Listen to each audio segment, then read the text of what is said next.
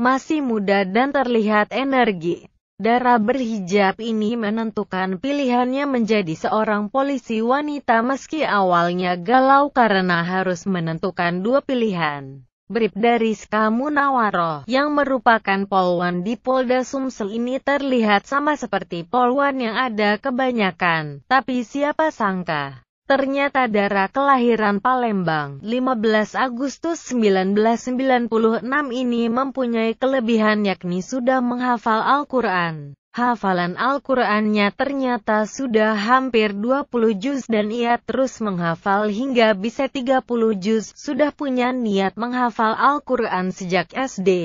Tapi sempat berhenti karena pikirannya saat itu maunya main terus. Jadi setelah SMP, kembali menghafal dan terus dilakukan hingga saat ini. Cerita bungsu dari dua bersaudara ini seperti dikutip dari laman Facebook Divisi Humas Mabes Polri.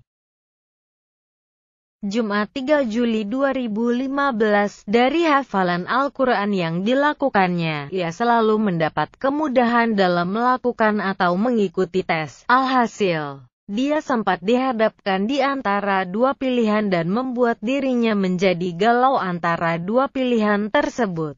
Pilihan itu mau tidak mau harus ditentukan, bila tidak mau keduanya hilang begitu saja. Akan tetapi, dengan keyakinan ia menentukan pilihannya berdasarkan petunjuk Allah. Punya cita-cita ingin kuliah di Mesir dan sudah ikut tes. Setelah itu dapat panggilan, begitu pula dengan ikut tes polisi dan mendapat panggilan. Di situ yang cukup berat menentukan pilihan. Cita-cita ingin kuliah di Mesir dan mendalami ilmu agama. Di sisi lain polwan juga masa depan yang mungkin tidak datang dua kali, ujarnya. Pilihannya jatuh pada polwan dan menurutnya mungkin ini sudah menjadi jalan hidupnya. Meski tidak dapat kuliah di Mesir untuk memperdalam ilmu agama, ia tetap membulatkan tekad untuk terus menghafal Al-Quran yang dianggap juga sebagai memperdalam ilmu agama. Dengan pilihannya, meski kesibukannya sebagai seorang polwan, ia tetap menghafal Al-Quran dengan sistem dibaca sampai 3 kali lalu diulang kembali per ayat.